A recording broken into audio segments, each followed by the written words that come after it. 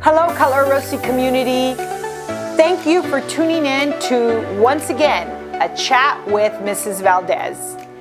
I am here with Mrs. Tumacder, and Mrs. Tumacder is here to share some very important information, some changes at our schools.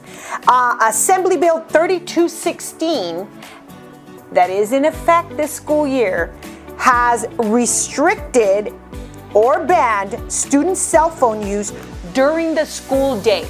Now, you want to know how this affects your students in our school system.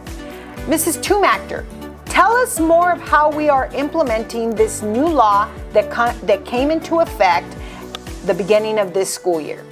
So here at Cutler-Orosi, we want to work with students and family, and we also want to have a progressive discipline model. We felt it was important to allow students the opportunity to correct their behavior. So the first time they are caught using their cell phones during the school day are not within the times that are allowed, but for the high school level, they are going to have a verbal warning and asked to put the phone away. The second time will be the administrator will take the phone away and students will be allowed to pick it up. The third time, the parent is going to have to pick up the phone after school. And for the fourth time offense, the parent is going to be asked to come in. There's going to be a parent meeting, and a plan is going to be created to support the student with following the cell phone ban here in Cutler-Orosi. We know that the only way we can implement these policies is with the support of our parents and the understanding of our students.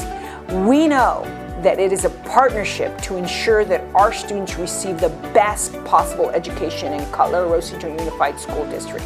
We appreciate your support. We're asking you to be informed. We're asking you to have a conversation with your student in respects to this new law on cell phones. Thank you, Mrs. Tumacder, for giving us the information. I want to thank you once again for tuning in to a chat with Mrs. Valdez here in Cutler-Orosi Unified School District.